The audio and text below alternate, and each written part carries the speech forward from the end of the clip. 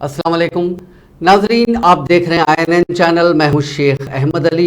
इस news bulletin में आइए नज़र डालते हैं दिन भर की बड़ी खबरों पर। BRS की रुकने काउंसिल के कविता ने मंगल को एनफोर्समेंट डायरेक्टरेट के उस प्रोपेगेंडे को मुस्तरद कर दिया जिसमें कहा गया था कि उन्होंने अपने मोबाइल फोन्स तलब कर दिए। कविता ने आज पूछताछ के लिए ED के ओहदेदारों के रूबरू हाजिर होने से कबल अखबारी नुमाइंदों को अपने मुस्तमला फोन्स भी दिखाए जो 2 कवर्स में रखे गए थे। बादशाह उन्होंने ED के हुकाम को ये फोन्स हवाले कर दिए। चीफ मिनिस्टर चंद्रशेखर राव की दुख्तर कविता ने कबल एनफोर्समेंट डायरेक्टरेट के असिस्टेंट डायरेक्टर जोगेंद्र को एक मकतूब रवाना करते हुए पूछा कि एजेंसी उन पर ये इल्जाम किस तरह आयद कर सकती है कि उन्होंने अपने इस्तेमाल शुदा फोन तलब कर दिए। 11 मार्च से पूछताछ के लिए तीसरी मरतबा ED ऑफिस में दाखिल होने के दौरान BRS के मुंतजिर कारकुनों के खैर मकदम का उन्होंने हाथ हिलाकर जवाब दिया जो चीफ मिनिस्टर की सरकारी रिहायशगाह के बाहर बड़ी तादाद में जमा हो गए थे। कविता ने अपने मकतूब में मजीद कहा कि वो पूछताछ के लिए हुक्काम के साथ मुकम्मल ताउन कर रही हैं और साबिक में उन्होंने जो भी फोन इस्तेमाल किए थे वो हुक्काम के हवाले कर दिए गए। रुकने काउंसिल BRS ने अपने मकतूब में पूछा कि उनसे पूछताछ से कबल ही ED के ओहदेदारों ने ये इल्ज़ाम क्यों आयद कर दिया कि साबिक में इस्तेमाल शुदा फोन को उन्होंने तलब कर दिया। BRS की रुकने काउंसिल ने निशानदेही की कि ED ने मार्च 2023 में उन्हें पहली मरतबा समन जारी किया और नवंबर 2022 से ही उनके खिलाफ इल्जाम का सिलसिला शुरू हो गया था। उन्होंने कहा कि बेजा और गैर जरूरी इल्जाम से उनका विखार मुतासिर हो रहा है और इसका मकसद अवाम में BRS को भी बदनाम करना महसूस हो रहा है। इसी महीने माह रमजानुल मुबारक, श्री राम नवमी और हनुमान जयंती मुनक्किद होने वाले हैं। इस सिलसिले में Hyderabad police commissioner CV Anand ने आज एक वीडियो कॉन्फ्रेंस मुनक्किद करते हुए सभी station house officers, patrolling car, blue colt staff officers और आला ओहदेदारों के साथ मुख्तलिफ उमूर पर बातचीत की ताकि इन त्योहारों के सिक्योरिटी और दीगर इंतजामात खुश असलूबी से अंजाम दिए जा सके। पुलिस कमिश्नर ने हिदायत दी है कि इंतजामात ऐसे होने चाहिए कि अकीदतमंदों को किसी किस्म की तकलीफ ना हो। क्राउड मॉनिटरिंग यानी मजमा जहाँ जमा हो रहा है उसका मैनेजमेंट, ट्रैफिक मैनेजमेंट, मुख्तलिफ मजहबी मकामात पर सिक्योरिटी इंतजामात को बेहतर से बेहतर बनाया जाए। इसके अलावा जिन रूट से जुलूस निकलने वाले हैं उन जुलूस का मुनासिब इंस्पेक्शन किया जाए। इसके अलावा सभी SHOs और डिटेक्टिव इंस्पेक्टर्स को हिदायत दी गई है कि वो इस महीने काफ़ी अलर्ट रहें और काफ़ी ज़्यादा काम करें। उनसे कहा गया है कि सोशल मीडिया के ज़रिए या फिर दीगर तरीक़ों से नफ़रत फैलाने वाले अनासिर पर कड़ी नज़र रखी जाए, उनके खिलाफ केसेस इशू किए जाएं, उन्हें फौरी नोटिस जारी की जाए। इसके अलावा जितने राउडी शीटर और गैर समाजी अनासिर हैं उन्हें नोटिस दिया जाए, उन्हें बुलाया जाए और उन्हें बाइंड ओवर किया जाए। जितने कम्युनल राउडीज हैं उन्हें बाइंड ओवर किया जाए। इसके अलावा शहर में पीस कमेटीज के दोबारा अहिया की भी पुलिस कमिश्नर ने बात की। उन्होंने कहा कि जो लोग समाज की सच्ची खिदमत करना चाहते हैं उन्हें दोबारा इन पीस कमेटीज का रुकन बनाया जा सकता है। तेलंगाना हाईकोर्ट ने TSPSC के पेपर लीक केस की समाअत 11 अप्रैल तक मुलतवी कर दी है। मंगल को हाईकोर्ट में पेपर लीक केस की समाअत हुई। SIT पेपर लीक के मुलजिमीन से पहले ही तफ्तीश कर रही है। इस हुक्म में हुकूमत के वकील ने SIT रिपोर्ट पेश करने के लिए वक्त मांगा। इस तनाजुर में हाईकोर्ट ने हुकूमत के वकील AS प्रसाद को रिपोर्ट पेश करने के लिए 3 हफ्ते का वक्त दिया। बाद में हाईकोर्ट ने वकील को हिदायत दी कि वो SIT की स्टेटस रिपोर्ट उन्हें पेश करें। दरखास्त गुजार के वकील विवेक धनका और AGBS प्रसाद ने अदालत के सामने अपने दलाइल पेश किए। अदालत की नोटिस में लाया गया कि एक ही मंडल में 20 लोगों ने TSPSC के ग्रुप 1 एग्जाम में काफ़ी अच्छे नंबर हासिल किए। तेलंगाना पब्लिक सर्विस कमीशन के क्वेश्चन पेपर लीक के मामले में मुलविस 2 सरकारी मुलाजमीन को रियासती हुकूमत ने मुअत्तल कर दिया, जिनमें रेणुका और उसका शोहर डाकिया नायक शामिल है। जराये के मुताबिक रेणुका वनपर्ती जिले में गुरुकुल स्कूल की हिंदी टीचर के तौर पर खिदमत अंजाम देती थी, जबकि डाकिया नायक विकाराबाद जिले के कालकाचरला में कौमी देही रोजगार जमानत स्कीम में टेक्निकल असिस्टेंट की हैसियत से काम करता था। हुकूमत ने इन दोनों की मुअत्तली के अहकाम जारी कर दिए हैं। रेणुका चंचलगुड़ा जेल में मुक़ीद है और डाकिया नायक भी उसी जेल में महरूस है। सवालिया पर्चे के लीक के मामले में रेणुका को मुलजिम नंबर 3 और उसके शोहर डाकिया नायक को मुलजिम नंबर 4 बनाया गया है। सदर तेलंगाना जनरल समिति प्रोफेसर कोदंडराम की क़यादत में प्रेस क्लब में Telangana state public service commission के पेपर लीक के मामले को लेकर एक गोलमेज कॉन्फ्रेंस का इनेकाद अमल में आया, जिसमें सभी जमातों के कायदीन ने शिरकत की। खासकर इसमें तेलंगाना प्रदेश कांग्रेस कमेटी के नायब सदर डॉक्टर मल्लू रवि, बहुजन समाज पार्टी के रियासती सदर RS प्रवीण कुमार, तेलंगाना कांग्रेस के तर्जुमान के अलावा CPI, CPIM और मुख्तलिफ तलबा तंजीमों के कायदीन और कारकुनों ने इस राउंड टेबल कॉन्फ्रेंस में शिरकत की। चीफ मिनिस्टर तेलंगाना चंद्रशेखर राव की सरकारी रिहायशगाह प्रगति भवन पर मंगल को उस वक्त कशीदगी पैदा हो गई जब अखिल भारतीय विद्यार्थी परिषद के कारकुनों ने तेलंगाना पब्लिक सर्विस कमीशन के पर्चे सवाल के विषय के खिलाफ बतौर एहतजाज कॉम्प्लेक्स के घेराव की कोशिश की। ABVP के परचम थामे हुए एहतजाजियों में खवातीन भी शामिल थी, जिन्होंने कॉम्प्लेक्स से करीब जाने की कोशिश की, लेकिन पुलिस ने उन्हें रोक दिया। एक मरहले पर ABVP के कायदीन और मुलाजिमीन ने पुलिस में तल्ख बहस भी हुई। ये कारकुन अपना एहतजाज जारी रखे हुए थे कि पुलिस ने उन्हें गिरफ्तार करते हुए गोशा महल पुलिस स्टेशन मुंतकिल कर दिया। ABVP ने गुज़िश्ता हफ्ते भी दफ्तर पब्लिक सर्विस कमीशन पर एहतजाज किया था।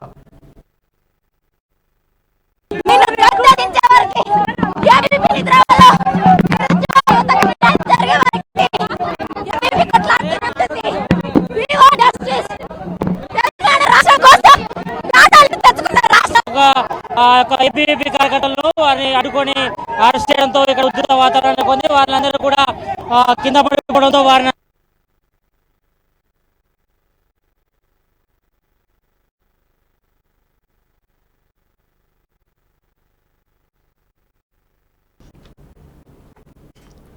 हैदराबाद के पुराने शहर में कुत्तों ने 4 साला बच्चे पर हमला कर दिया।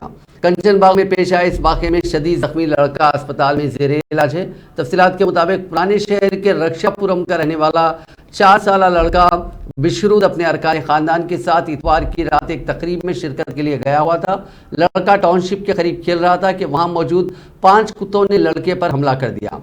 कुत्तों ने सर, पेट, कमर और बाजू और टांगों पर हमला करके लड़के को शदीद जख्मी कर दिया। लड़का इस वक्त DRDO अस्पताल में ज़ेरे इलाज है। BPMS कोऑर्डिनेशन हैदराबाद कमेटी के चेयरमैन मोहम्मद मिराज अहमद ने कहा कि हर हफ्ते को कुत्तों को पकड़ने के वादे पर अमल नहीं किया जा रहा है। आवारा कुत्तों के हमले में 19 बकरे हलाक और 4 दीगर जख्मी हो गए। ये वाक़या तेलंगाना के जिले जगतियाल के कोमटी कोंडापुर इलाके में पीर की शब पेश आया। मकामी अफराद के मुताबिक एक धनगर और उन बकरों का मालिक डी मलैया इतवार की शब शेड में बकरों को बांध कर गया था। इसी दौरान कुत्तों ने उन पर हमला करते हुए 19 बकरों को हलाक कर दिया। मलैया ने इस बात की शिकायत महकमे अफजाइश के मवेशियां से की, जिसके बाद वेटरनरी डॉक्टर श्रीनिवास रेड्डी वहां पहुंचे और जख्मी बकरों का इलाज किया। रियासत के 2 खातून वुज़रा ने गवर्नर डॉक्टर तमिलिसाई सौंदरराजन को एक मकतूब रवाना करते हुए उनके दफ्तर में ज़ेर इल्तिवा हुकूमत के बिल्स को फौरी मंजूरी देने की दरख्वास्त की। रियासती वुज़रा सविता इंदिरा रेड्डी और सत्यवती राठौर की जानिब से गवर्नर को रवाना करदा इस मकतूब में खातून वुज़रा ने गवर्नर तमिलिसाई को उगादी की मुबारकबाद पेश करते हुए कहा कि अगर वो रियासत के नौजवानों से मोहब्बत रखती हैं तो उनके दफ्तर में ज़ेर इल्तिवा हुकूमत के बिल्स को फौरी मंजूरी दें ताकि रियासत के नौजवानों को मुश्किलात से बचाया जा सके। उन्होंने कहा कि फिलवक्त रियासत के नौजवान जिन मसाइल का सामना कर रहे हैं उसके लिए मरकज़ की BJP हुकूमत और हैदराबाद में राजभवन जिम्मेदार है। उन्होंने उगादी के पेश नज़र ज़ेर इल्तिवा बिल्स को मंजूरी देते हुए नौजवानों के लिए राहत पहुँचाने की ख्वाहिश की। वज़ीर जंगलात इंदिरा किरण रेड्डी ने कहा कि इंसानी बका में जंगलात का किरदार बहुत अहम है। उन्होंने कहा कि जंगलात के आलमी दिन का बुनियादी मकसद माशी, समाजी, सकाफती और माहौलियाती तरक्की के लिए जंगलात की अहमियत से वाकिफ करवाना है। वज़ीर मौसूफ ने जंगलात के आलमी दिन के मौके पर निर्मल ज़िले मुस्तक़र में महकमा जंगलात की जानिब से निकाली गई रैली को झंडी दिखाकर रवाना किया। इस रैली का इनेकाद ज़िले महकमे जंगलात के दफ्तर से प्रोफेसर जयशंकर स्क्वायर तक किया गया। बाद अज़ां वज़ीर इंदिरा किरण रेड्डी ने पौधा लगाया और पार्क में साइकिल भी चलाई।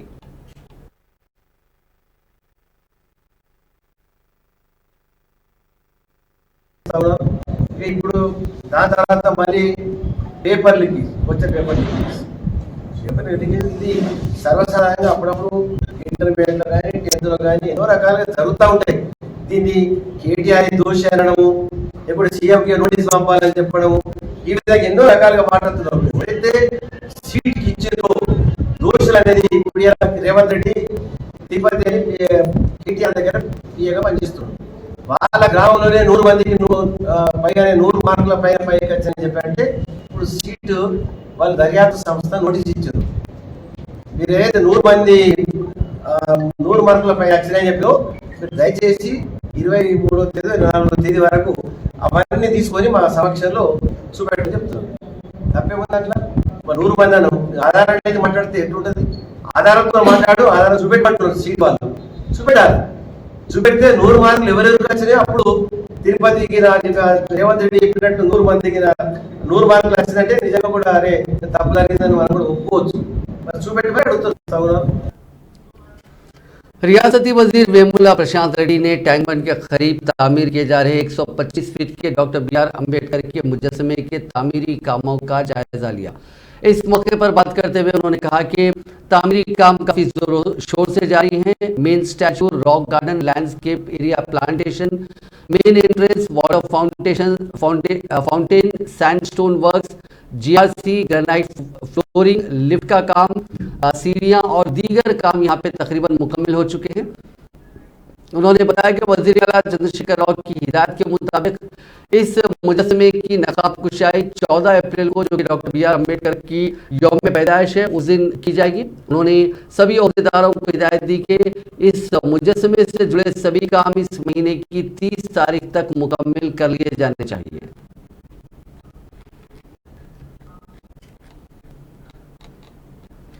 रियासती वजीर गंगुला कमलाकर ने आज करीमनगर में BRS के सभी कायदीन के साथ एक इजलास मुनक्किद किया। इस इजलास में उन्होंने हिदायत दी कि वज़ीर आला चंद्रशेखर राव के हुक्म के मुताबिक सभी BRS वर्कर्स को आवाम तक पहुंचना चाहिए और BRS हुकूमत की स्कीमात से उन्हें वाकिफ करवाना चाहिए। लेकिन जब ये इजलास चल रहा था उसी दौरान कुछ BRS वर्कर्स का आपस में झगड़ा हो गया। कुछ BRS के मकामी कायदीन डायस पर पहुंचकर बात करना चाहते थे। इसी बात को लेकर तकरार शुरू हुई और वजीर की मौजूदगी में ही BRS के कारकुन आपस में उलझ पड़े।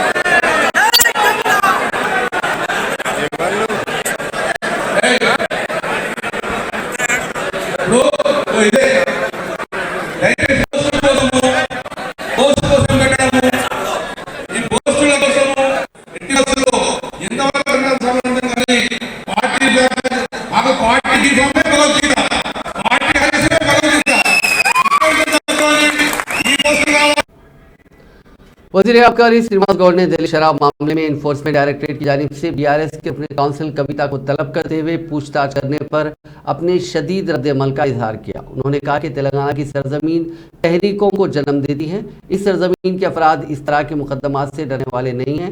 दिल्ली में मीडिया से बात करते हुए श्रीनिवास गौड़ ने मरकज की बीजेपी हुकूमत से मुतालबा किया कि अगर उनमें हिम्मत हो तो बैरून ममालिक फरार होने वाले धोखेबाजों को पकड़ कर लाएं और उनसे पूछताछ करें, जिन्होंने बैंकों को करोड़ों रुपए का धोखा देते हुए मुल्क से राह फरारी इख्तियार की।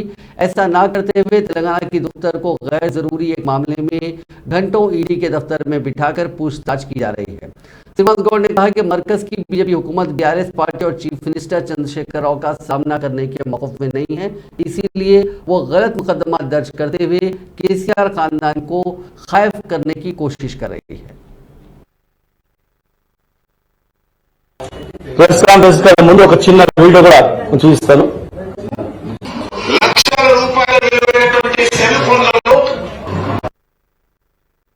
అడగకుండా ఎలాంటి సమాచారం అడగకుండా మా కవిత గారిని తెలంగాణ ఉద్యమంలో చురుకైన పాత్ర పోషించి తెలంగాణ రాష్ట్రం రావడంలో ప్రముఖంగా ఉన్నటువంటి వ్యక్తిని, ఒక ఆడబిడ్డని, కనీసం ఒక బాధ్యత గల వ్యక్తిగా ఒక ఆడపిల్ల మీద ఒక అభియోగం మాట్లాడుతున్నప్పుడు ఇంత దారుణంగా ఈ భారతదేశంలో ఉంటదా? మేము మహిళలను గౌరవిస్తాం, మహిళలను పూజిస్తాం, ఏదో గొప్ప గొప్ప మాటలు చెప్తారే. ఈ రోజు మా ఇదే కవితమ్మ నిన్న అడిగితే ఇగో ఈ రోజు నేను తీసుకొస్తున్నా, ఫోన్లన్నీ భద్రంగానే ఉన్నాయి. గతంలో కూడా టీవీ చర్చలో చెప్పడం జరిగింది, ఫోన్లన్నీ భద్రంగానే ఉన్నాయి, ధ్వంసం చేసిన పని మాకు లేదు, తప్పు చేయలేదు, తల వంచేది లేదు. మీరు అడిగినప్పుడు ఈ ఫోన్లన్నీ తెస్తామని చెప్పి ఈ రోజు ఆ ఫోన్లన్నీ తీసుకొచ్చి ఇలా ఒక లేఖ ద్వారా ఈడీ గారికి కూడా ఈరోజు సమర్పించడం జరిగింది. మరి దీనికి ఏం సమాధానం చెప్తావు?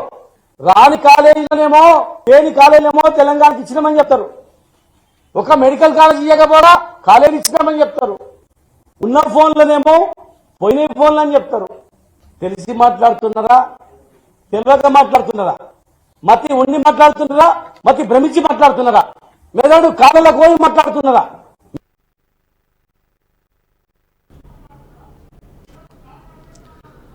बीआरएसवी के रियासती सदर गेलू श्रीनिवास यादव ने कहा कि टीएसपीएससी पेपर लीक होने के मामले में रियासती कांग्रेस के सदर रेवंत रेड्डी के हुकूमत के खिलाफ इल्जामात बदनीयती पर मबनी हैं।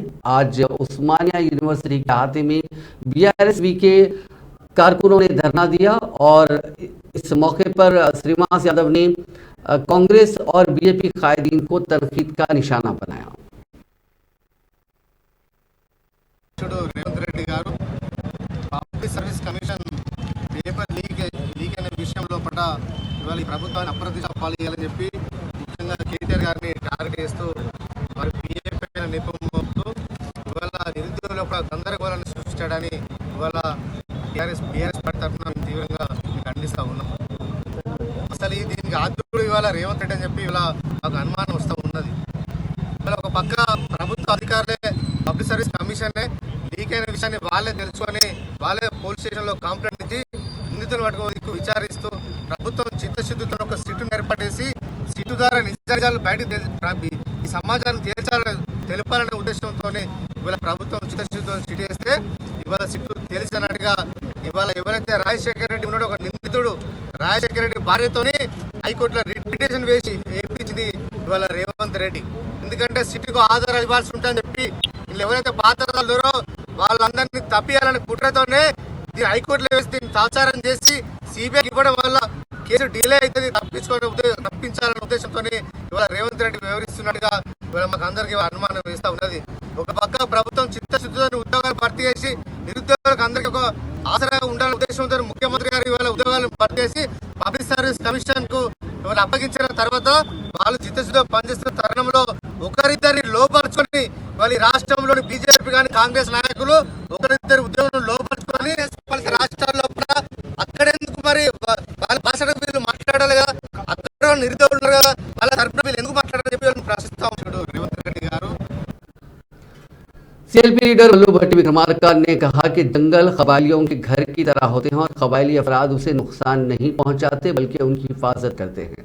उन्होंने कहा कि हुकूमत कबायलियों को बाहर भेजकर जंगल को टिम्बर माफिया के हवाले करना चाहती है। उन्होंने हुकूमत को इंतबाह दिया कि जंगल में रहने वाले जंगल के बेटों को परेशान किया जाता है तो एक और तहरीक नागुज़ीर है। और उन्होंने कहा कि इज्जत नफ्स के लिए ही तेलंगाना को हासिल किया गया था। अगर आदिवासियों को जंगल से भगाकर उनकी इज्जत नफ्स मजरूह की जाती है तो कांग्रेस पार्टी खामोश नहीं रहेगी। कबायलियों की जिंदगी में तब्दीली लाने के लिए कांग्रेस के दौरे हुकूमत में मुख्तलिफ स्कीमात शुरू की गई थी, लेकिन उन स्कीमात पर अमल नहीं किया जा रहा है। ये बातें मल्लू भट्ट विक्रमार्का ने उनकी पीपल्स मार्च यानी जो हाथ से हाथ जोड़ो यात्रा के तहत शुरू की गई है उसके छठे रोज मुख्तलिफ गांव में पदयात्रा के दौरान कही।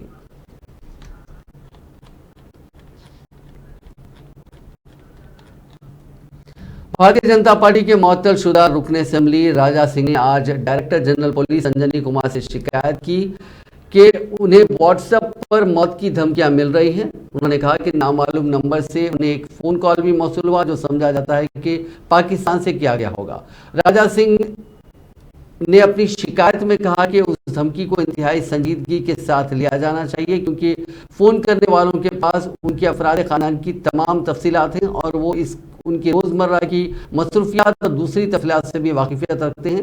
राजा सिंह के मुताबिक फ़ोन करने वालों ने उसके मुस्तमला मोबाइल फ़ोन में बम नस्ब करने की धमकी दी। राजा सिंह ने कहा कि उसने हिफाजत खुद इख्तियारी के तहत हथियार के लाइसेंस के लिए दरख्वास्त भी दी थी जिसे पुलिस ने यह कहते हुए मुस्तरद कर दिया कि उनके खिलाफ फौजदारी मुकदमा दर्ज हैं। राजा सिंह ने कहा कि उन्हें साबिक में भी धमकियां में फ़ोन कॉल्स मौसूल हुए जिनकी शिकायत पुलिस में दर्ज करवाई गई है। तेलंगाना के जिले आसिफाबाद के बाद हिस्सों कावटला, बीजूर, चिंतला, मानेपल्ली में जलजले के हल्के झटके कुछ सेकंड्स के लिए महसूस किए गए जिससे मकामी अफराद खौफजदा हो गए। उनका कहना है कि कुछ सेकंड्स के लिए ये झटके महसूस किए गए ताहम इसमें किसी भी किस्म के जानी या फिर माली नुकसान की कोई इतला नहीं मिली। इस वाक़े के बाद मकामी अफराद अपने घरों से बाहर निकल पड़े। उन्होंने अपने सेल फोन्स के जरिए अपने रिश्तेदारों की खैरियत मालूम की। जलजले की शिद्दत का अंदाज़ा लगाने वाले महकमे ने हुनूस इसकी तस्दीक नहीं की है। ये 3 मंडल दरियाए प्राणहिता और पड़ोसी रियासत महाराष्ट्र के सरहद के करीब है। महाराष्ट्र के गढ़चिरौली जिले में भी जलजले के झटके महसूस किए गए। तेलुगु फिल्मों के बुजुर्ग अदाकार के श्रीनिवास राव ने सोशल मीडिया पर उनकी मौत से मुतालिक इत्तलात के गश्त करने के मामले में रद्द-ए-अमल जाहिर करते हुए वाज़ेह किया कि वो जिंदा हैं जबकि सोशल मीडिया ने उनको मार दिया है। उन्होंने अपने मुख्तसर वीडियो पैगाम में कहा कि उनकी मौत की इत्तला अफसोसनाक और झूठी है। उन्होंने सोशल मीडिया के मुख्तलिफ प्लेटफॉर्म्स पर उनकी मौत की झूठी इत्तला के फैलने पर अफसोस का इजहार किया। उन्होंने कहा कि वो उगादी त्यौहार की तैयारियों में मसरूफ़ हैं ताहम उनको कई फ़ोन कॉल्स मौसूल हो रहे हैं और 10 पुलिस मुलाजिमीन उनकी सिक्योरिटी के लिए उनके घर पहुंच गए हैं। उन्होंने आवाम से ख्वाहिश की कि वह ऐसी अफवाहों पर तवज्जो ना दें। सोशल मीडिया में मौत की इत्तला के बाद अदाकार के मुद्दाओं की बड़ी तादाद ने फिक्रमंदी का इजहार किया था।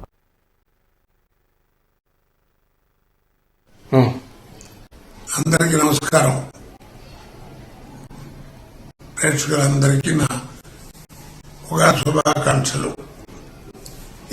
లేదండి, ఎందుకు మాట్లాడుతున్నానంటే ఎవరో సోషల్ మీడియా దాంట్లో వేసట నేను పోయానని కోటి శ్రీనివాసరావు దుర్మారణం అని అలాంటి వార్తలు నాకు తెలియదు. పొద్దున్నే తెల్లారితే పండగ ఏంట్రా ఏం చేయాలి రేపు అని ఇంట్లో ఏదో మాట్లాడుకుంటే పొద్దున్న 7:30 నుంచి ఇప్పుడు కనీసం నేను మాట్లాడాను ఒక 50 ఫోన్లు. నాకు ఇస్తే బాగుంటుందని వాళ్ళు వీళ్ళంటే అంటే మా కుర్రాడు మాట్లాడాడు. ఎన్ని ఫోన్లు వచ్చినాయి నుండి. అన్నిటికంటే ఆశ్చర్యం ఏంటంటే పోలీసు వాళ్ళు వచ్చారు. వ్యాన్కి వేసుకుని ఒక 10 మంది పోలీసు వాళ్ళు. ఏంటంటే ఏదో తెలిసిన ఆయన కదా, పెద్ద ఆయన 10 మంది వస్తారు, పెద్ద పెద్ద వాళ్ళు, అందుకని సెక్యూరిటీ వచ్చామంట. నేను మాట్లాడితే వాళ్ళు ఇదేంటంటే మీరు మమ్మల్ని అడిగితే అలాంటి దయ్యంతో మీరే కాస్త చెయ్యండి, ఇలాంటివి అరికట్టండి, లేదా కాస్త పెద్దవాళ్ళు ఉంటే కూడా చచ్చిపోతారు అని చెప్పాను. కాబట్టి ఇలాంటి వార్తలు మీరు నమ్మద్దని మనవి చేసుకుంటూ మీరు కూడా పబ్లిక్ ప్రజలు కాస్త గట్టిగా ఇలాంటి వాటిని రియాక్షన్ కాస్త ఎవరన్నా తెలియపరిస్తే వాళ్ళకి కాస్త బుద్ధి వస్తుంది. ఎందుకంటే జీవితంలో చండాల పనులు బోళ్ళు ఉన్నాయి డబ్బు సంపాదించడానికి. ఇది అక్కర్లేదు, మనిషి ప్రాణాలతో ఆడుకోకూడదు. అది నమస్కారం. అందరికీ నమస్కారం. ప్రేక్షకులందరికీ నా ఉగాది శుభాకాంక్షలు.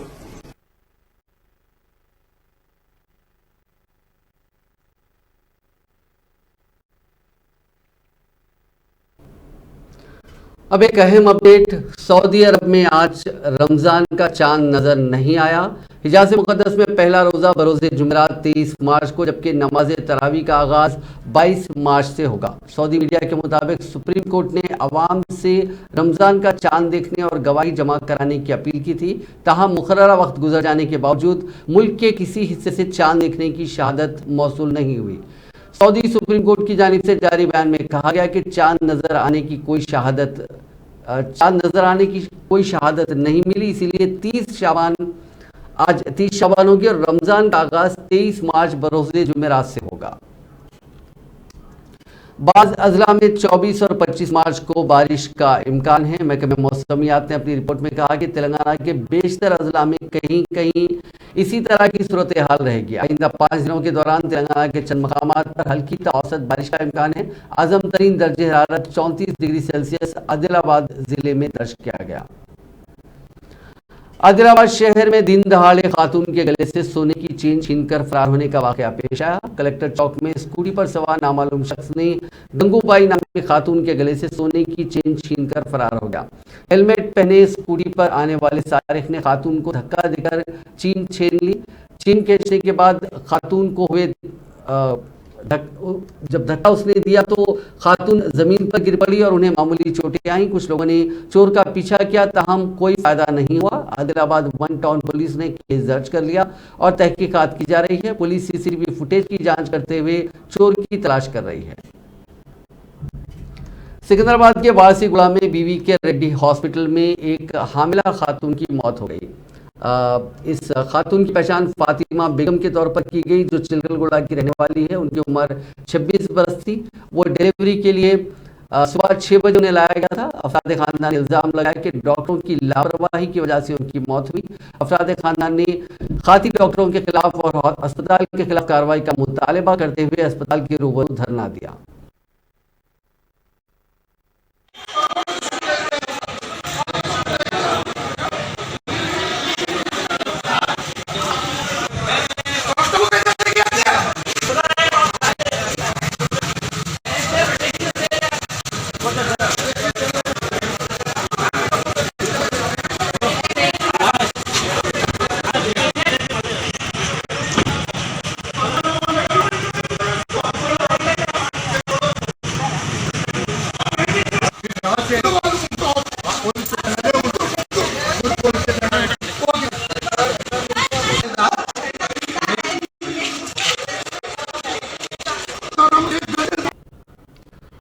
जिले नरगुंडा में मंगल को एक खानगी बस की टक्कर से 14 गायें हलाक हो गई। यह हादसा बिगावीगुडम मौजू के करीब अड्डंकी नारकटपल्ली शराब पर पेश आया। 6 गायें जख्मी भी हुई। चेन्नई से हैदराबाद आने वाली बस ने मवेशियों के कौल को टक्कर दे दी, जो सड़क अबूर कर रहे थे।